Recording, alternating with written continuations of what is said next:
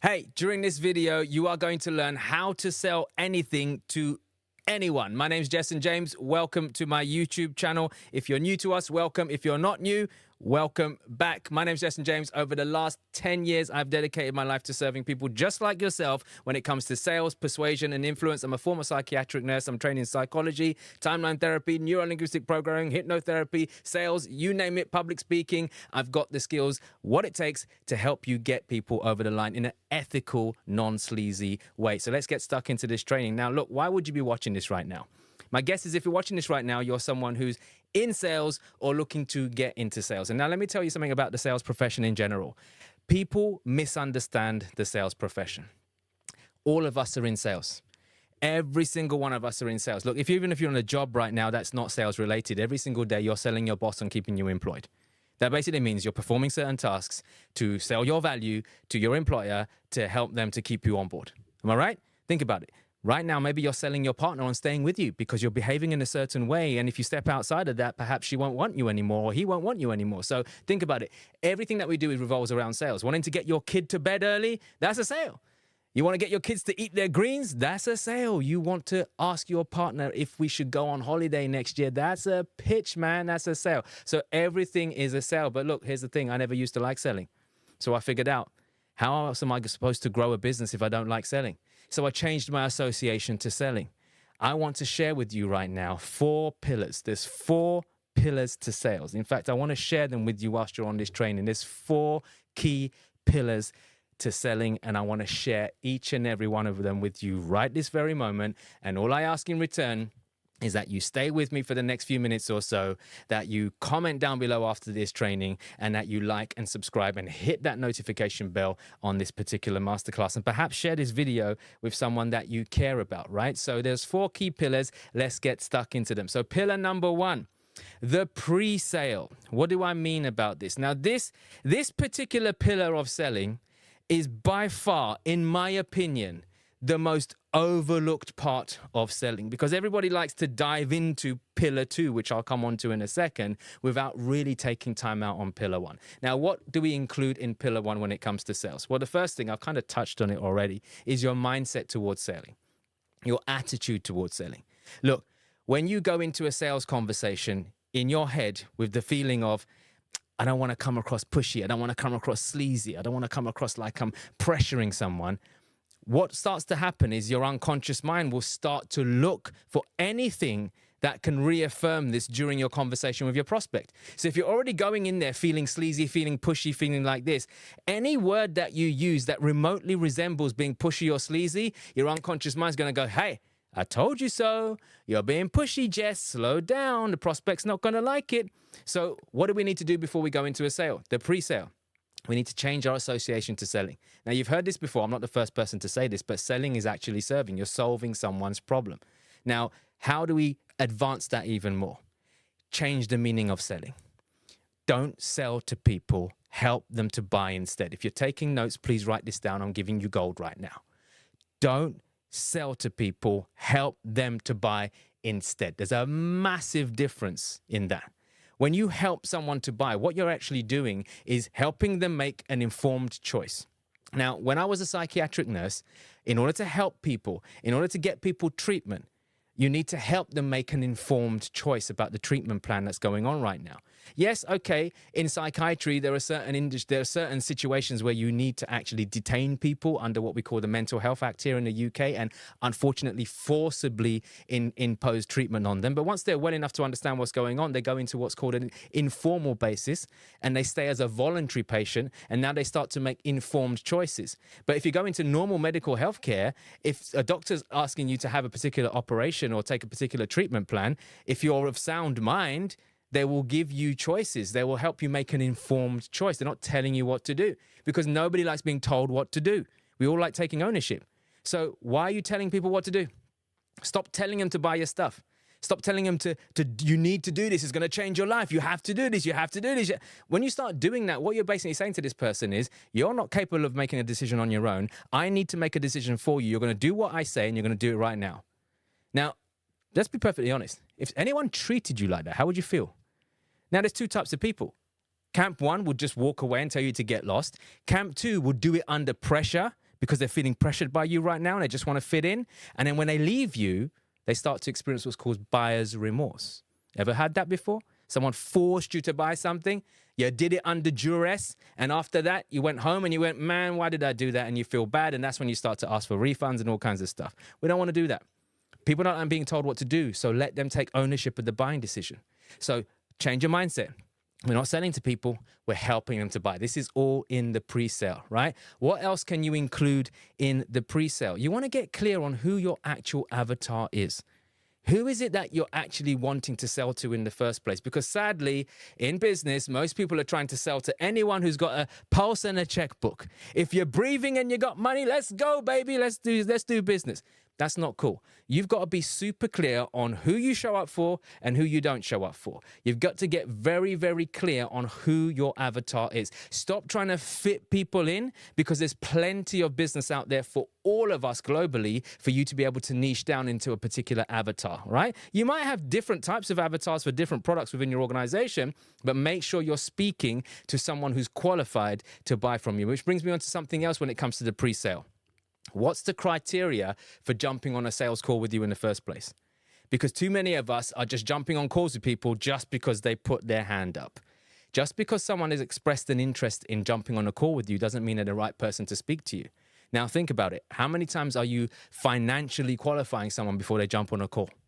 Now, I'm not saying you should write people off who don't have the money right now, but what I'm saying to you is, if you ask the simple question is, hey, do you have a minimum of $5,000 or able to raise $5,000 if you needed to in order to solve XYZ problem that you're going through right now? You get to choose. If they answer no, you can choose. Do you still want to get them on a call and see if you can help them or not? It's entirely up to you how you want to spend your time. But we've got to have qualification criteria to even have a call with you. Again, this is all in the pre-sale. We haven't even sold to them yet. Now, what else could you include in the pre-sale? Well, think about it right this very moment. Once someone has booked in a call with you, do you have a solid sequence in place to remind them of their appointment?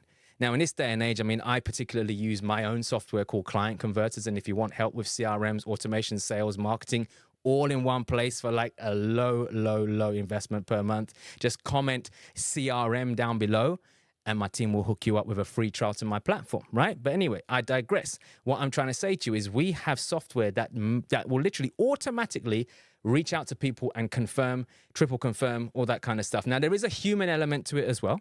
I have a team in place that will go out and actually check who's actually booked in, have they confirmed or not, and if they haven't, we cancel on them. Let me explain what I mean. Why are you waiting till the afternoon hoping this person turns up when you've sent them 3 confirmations and they haven't even responded whether they're coming or not? So all you need to do is put out a message early in the morning saying, hey, Jill, we're booked in for 1 p.m. today.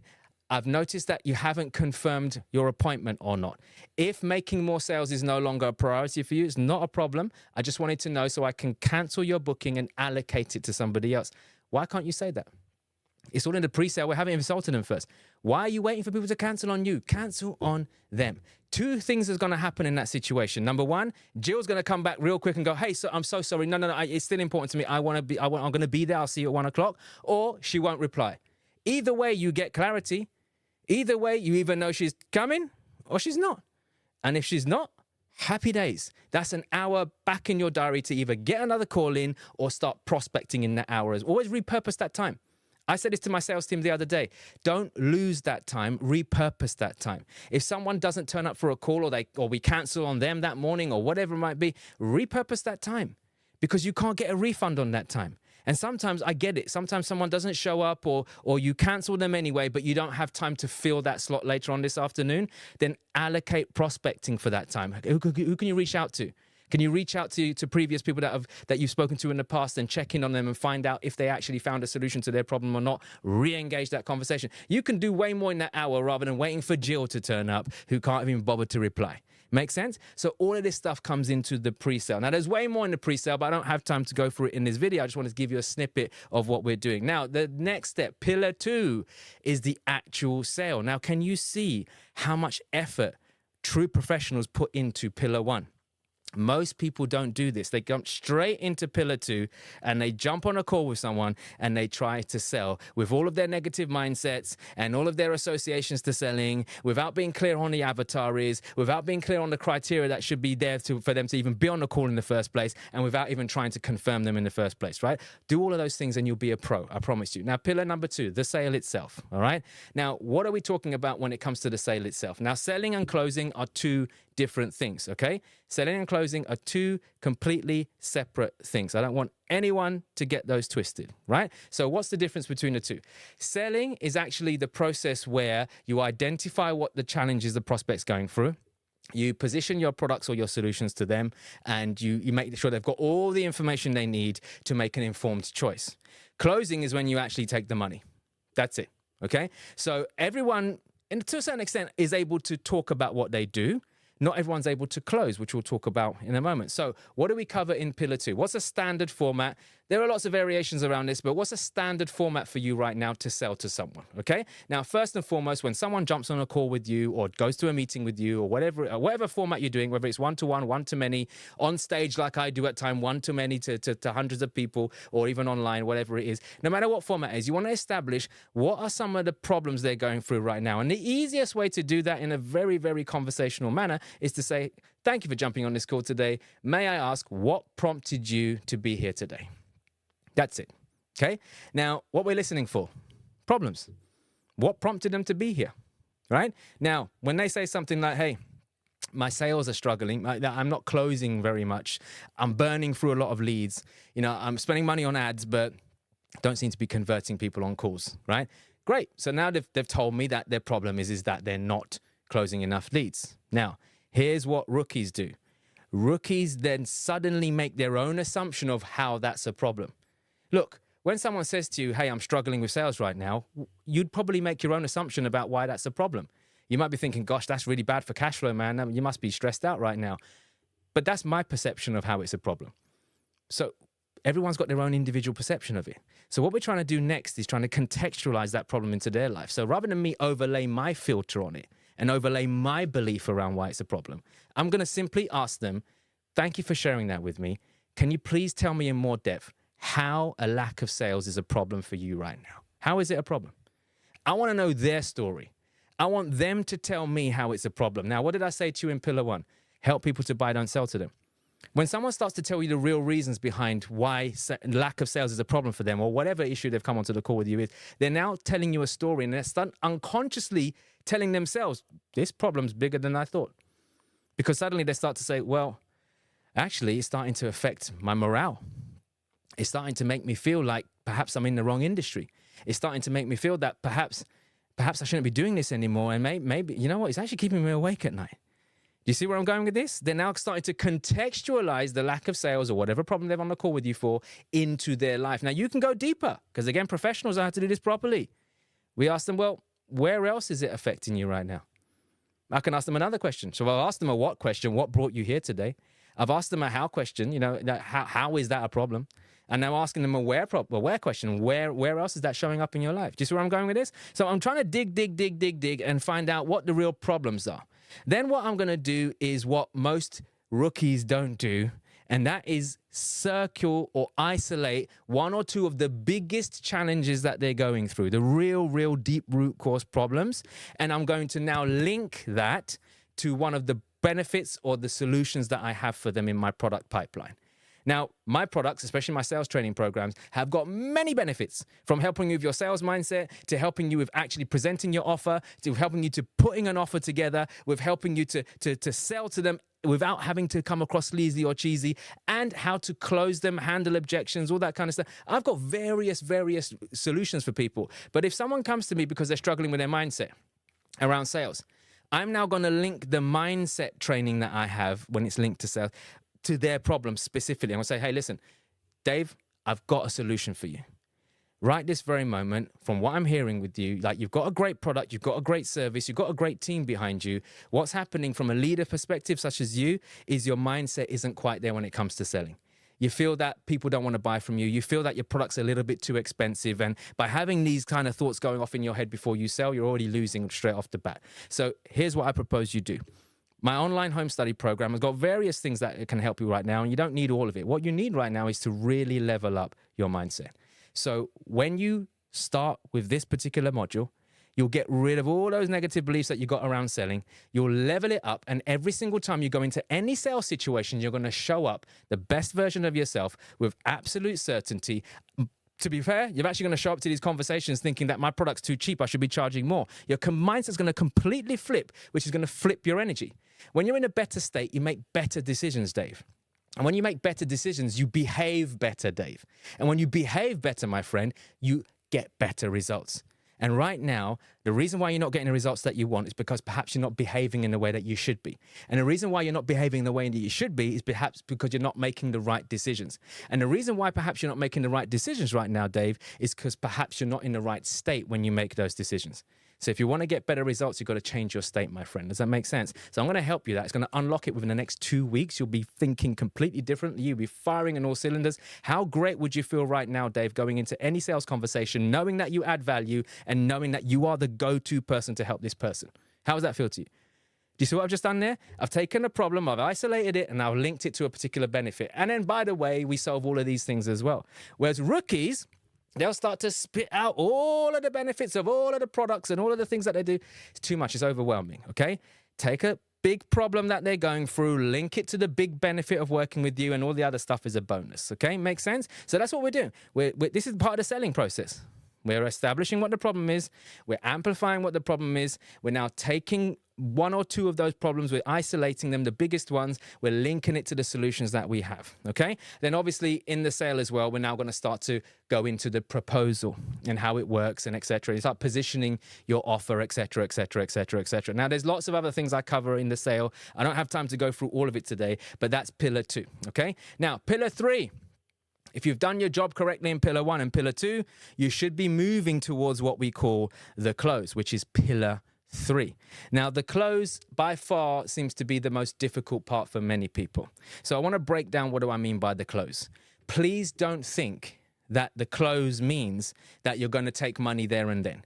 There are loads of sales trainers out there who will tell you that at this stage, you need to take their money there and then. Sell or be sold. Take their money. Now, there's some truth in that. If someone's umming and ahhing and creating objections over a $400 product, and they really need to go and think about it or consult their partner on it, look, if you need to go and consult your partner on a $400 purchase, then you've got bigger problems, my friends. It's not a life-changing amount of money. Now, if they needed to invest $40,000 with you, look, think about it. I'd want to speak to my partner before I part with that kind of money because I'd be sleeping on the freaking couch tonight if I didn't. Does that make sense? So there's context around this, all right? So don't think that every single conversation needs to end with you closing them financially. What we're looking for at the end of any conversation is closing them into the next logical step. Please write that down if you're taking notes. We're looking to close them on the next logical step. What's the next logical step that we need to take in order to close this particular person? For example, if it is to take their money, we're going to take their money. We're going to enroll them. We're going to get them started, right? If it's not taking their money, as in you need to close them on another meeting, maybe you're dealing with a corporate contract or something like that. You need to now book in a meeting with the decision makers or whatever. We need to make sure that we close them appropriately on that next logical step. So that's the first thing. What am I actually closing them into? Is it cash? Is it money? Or is it the next logical step, such as a meeting or whatever it is, okay? You decide, right? Just make sure that you close them properly. If it's the next logical meeting, make sure you close them on that, get triple confirmation on that, and make sure there's nothing that will stop them from turning up to that next thing. Got it? Make sure it's now in a time frame where it's soon enough, not too far away for their desire to burn off, right? So make sure you're closing them on the right thing. If it's money, great. Make sure you've got payment methods ready. You're able to take the payment, all that kind of stuff, blah, blah, blah, blah. Okay, that's really, really important. Now, what else can we think about when it comes to the close? Objections. Now, here's where a lot of people make mistakes. Professionals already know what the common objections are. So in fact, I didn't talk about this, but there's further training on this, and I'd love you to work with me if you want to. In the sale, what professionals do, because we know what the actual problems are, the actual normal objections that come up, because we already know what they are. Need to think about it. Need more time. Don't have the time. don't have the money, whatever. We scatter these objections during our sale presentation when we're presenting our solution to our prospect. So, for example, right now, if you're sitting there going, Jess, I don't have time to learn sales. Really? You don't have a couple of hours a week? Like, I can make you into a sales master in 2 hours per week. That's it. And one of those hours, you can actually just hang out with me online and get some live coaching and some live role play. So you don't really have to do any thinking other than interact. And it's quite fun and it's quite engaging. The other hour you spend at home pre-studying, you can do that 2.5 hours in a day or split that up over the week. It's up to you. You're telling me you can't find 2 hours in a week to improve your life on sales? Do you see what I've just done there? I've told you I only need 2 hours to get great at this. If I didn't tell you that, you might be thinking, I've got to attend a 3-day workshop and be out of business for like 3 days and shut down shop and I've got to be away from my family. No, you can stay at home. It's all good. You can access this from anywhere in the world. You only need 2 hours a week. That's all you need. So I've handled the objection of time. Now, if I was doing a sales presentation to you right now, I'd scatter all the common ones in to the sale so that when it comes to the close, I'm not getting as many objections. Now, will you still get objections when you close? Most times you will. Most times you will. And it's usually linked to fear, indecisiveness, or money. That's it, okay? Some people are just scared. Some people are just poor at making decisions. And some people are genuinely considering that it's too much, or whatever it is. And if you can isolate which one's the truth, you can help handle that. So most people will get to the close and there will still be objections coming up. That's okay. That's okay. Please, please, please, please don't worry about that. Now, I don't have time to go into every single way that you can handle objection right now. In fact, I want to help you with that in more detail because that's something that I love to role play on and teach you in a lot more detail. And if you want some help with this, by the way, if you're still watching this right now, just comment sales down below. Comment sales down below or shoot me an email on success@jessenjames.com. That's success, the word success, at JESSENJAMES.com, jessenjames.com. Just shoot me the word sales and I'll personally respond and hook you up. Tell me what your challenges are as well if you want to in that email. Let me see how I can help you in some way or form. But for now, on this particular video, I just want you to change something for me. When it comes to receiving objections, many of us see that as some form of rejection. Because objection sounds like rejection when you think about it, right? Now, what can you do about that? Change your association to that word. When someone objects, it basically means they've got a concern. That's it. If you were head of customer services in your business right now and a client had a concern, what would you do?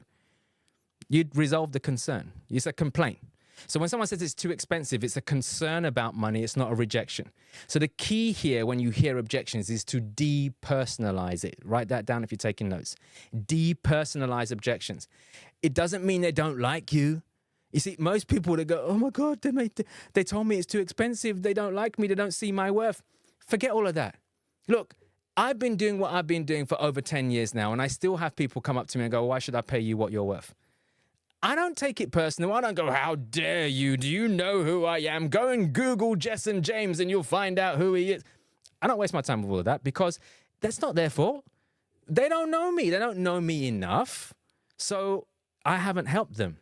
So I see it as a concern and I help alleviate that concern. I depersonalize it. You see, if I personalize it, it's going to affect my state.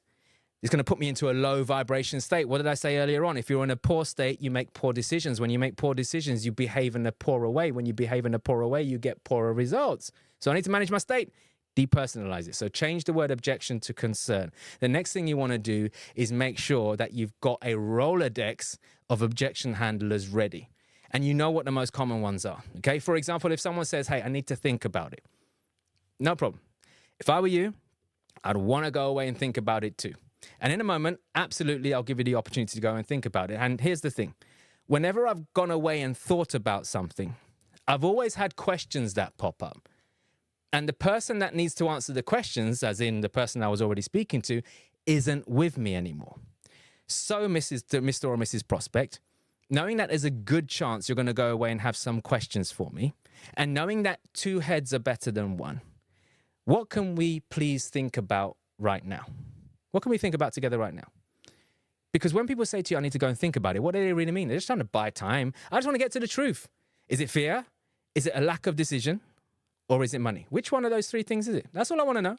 And if we can get to the actual real reason, I can help you, right? So you need to have your Rolodex of objection handlers. And by the way, I've got a whole freaking list of these right now in my membership area that you can have. And I want to work with you because it's all good while having the script. You've got to know how to use your voice. You've got to know which tonality to use. You've got to know who you're speaking to, because some people you can offend with certain objection handlers. And that's what a lot of trainers are not teaching you that. What they're telling you is use my list of objection handlers and just shout at them and they'll buy from you. Hell no. Hell no. If you right now are maybe running a 6-figure business and you're talking to a billionaire and you try to talk to him like he's some kind of piece of shit, he will slam the freaking phone down on you. I don't care who's taught you. Learn context. Learn people behavior. Learn how to interact with others. If you don't learn this stuff, no script in the freaking world is going to help you. I will help you with all of that. Does that make sense? So pillar 3, the close, is so, so important. Which brings me on to the last one, because I don't have a lot of time left on this video. I want to make sure you get a lot of value, though, is pillar 4, the post-sale. This, my friend, unfortunately, is a big, big, big failure for many sales professionals. And this actually happens a lot in the car industry. Now, in the car industry, when you buy a car, bye-bye, you're gone. Like, you don't really hear from that sales professional until the finance department has told them 3 years later that your car's up for renewal. That's the next time you hear from them. You don't hear anyone reach out to you afterwards. They don't talk to you. They're like, here you go, off you go, bang, done. So what do we talk about in the post-sale? Look, when somebody buys from you, especially if they've invested in something that they wouldn't normally invest in. For example, most people will spend $5,000 or $10,000 on a holiday for them and their family, right? Not many people would spend $5,000 to $10,000 on themselves for their own personal development. So you've got to understand, they'll do that for their family, but when they do it for themselves, they start to feel guilty. So one of the things that you must do once you've taken someone's money is congratulate them. Congratulate them. Tell them, well done. Congratulations. I can understand that this must have been a massive, massive decision for you. Appreciate it. You're a family person. You've got a family you want to look after, and you're probably thinking, hey, perhaps I should have kept that money for my kids' university fund. Perhaps I should have kept that money for them to go on holiday. I feel a bit guilty right now, but I want to tell you, you've made one of the best decisions that you'll ever make. Your future self will thank you for it. So well done. I'm proud of you. Could you do something tonight to celebrate this decision? You see what I've just done? I've asked them to go and do something right now to help them to celebrate. Most of us don't celebrate our wins. That's a win, man. When you drop 5 to 10K on some mentoring or whatever it is, even $1,000, it doesn't matter. When you drop some money on something for yourself, you must get that client to go and celebrate it. I don't care how small it is. It could be to, I don't know, go to the spa tonight or buy a takeaway or takeout or whatever. Like, do something for yourself because you've just made an incredible decision. So number one, make sure you congratulate them, all right? Next thing you want to do in the post-sale is make sure you talk them through word for word the next steps. What's going to happen next? People hate uncertainty. How many times have you bought something before and then heard nothing afterwards for a little while and started panicking going, have I just got scammed? Is this real? What's going on here, right? So talk them through step by step, and don't just talk them through step by step, honor it afterwards. So tell them, hey, congratulations, well done. Go and celebrate, etc., etc., etc. Here's what's going to happen next, Jill. What's going to happen next is you are going to receive an email in your inbox literally within the next hour or so. You're also going to receive a WhatsApp message from me and my team welcoming me to the platform. It's going to have your access link to go and set up your login details. Once you've logged in, I want you to log in with a memorable password. Perhaps you've got one that you normally use that's easy to remember. Once you're inside, I want you to bookmark the page to the members area so that you don't lose it ever again. And based on the conversation that we had earlier on, I'm going to highly recommend you log into module 1, which is all the mindset training around sales. That's where you should start. Okay, Jill? I would tell you to go and start with the closing stuff because you told me when we first got on this call that you got a problem with closing. However, after listening to, I really feel that you need to start with the mindset stuff first because it's going to help you close later on. Make sense, Jill? So are you clear on that? And then the other thing that will happen is you'll also get a courtesy call from one of my team members just to check in on you and make sure that you've got everything you need. It may come from a number that you don't recognize. So if you don't recognize the number, that's okay because they will text you afterwards to say it's them and they will try and call you back again. So if they double dial you and call a second time, make sure you pick up. All right, Jill? Awesome stuff. Do you see what I've done there? I've literally explained word for word, visualized it, description, what's going to happen, a future paster into what's going to happen next. Does that make sense? So there's lots of other things that you cover in the post sale, but I'm just giving you some tips to highlight all of that stuff. All right. So look, I hope you found this video useful. There's 4 things we need to do when it comes to selling. Now, don't go just there, I'm not finished. There's 4 things we need to do that will help you to sell anything to anyone. Number 1, the pre-sale. We already know what that is. Sort your mindset out. Know exactly who you want to work with when it comes to this stuff. Number two, the sale itself. Number 3, the close. And number 4, the post-sale. You do these 4 things, my friends. I promise you, you'll become a sales beast. And look, sales has changed my life. Sales has literally changed my life. And I don't want to say like a lot of people do, like, I'm going to change your life. I can't change your life. I'm a catalyst in changing your life. Whenever you win, you did the work. I've got students all across the world, thousands of people who I've trained all across the world who've said to me, Jessen, you changed my life. And as much as I appreciate and I receive the blessings, I always throw it back to them and say, hey, look, I'm not responsible for your success. You are. I was a catalyst in your journey. And I'd love to be a catalyst for you. If right now you're not making the kind of money you should be making in your business, if right now you're not making the kind of sales or commissions you should be as a salesperson, I want to help you. Sales is one of the professions that you can get into with 0 qualifications, 0 knowledge, 0 background, and get incredibly good at it. And I want you, my friends, to be that next person. So if you're up for it, comment the word sales down below. Or drop me an email on success@jessenjames.com. That's success, the word success, at JESSENJAMES.com with the word sales, as well as a description of who you are, what industry you're in, and what you actually need help with. And I will personally reply to you and see how I can hook you up. All right, beautiful people. And if you haven't done so already, make sure you leave some comments down below. Let me know, what's your favorite part of this training? Drop me a subscribe as well. Hit that notification bell, and I'll see you on the next video. Take care for now.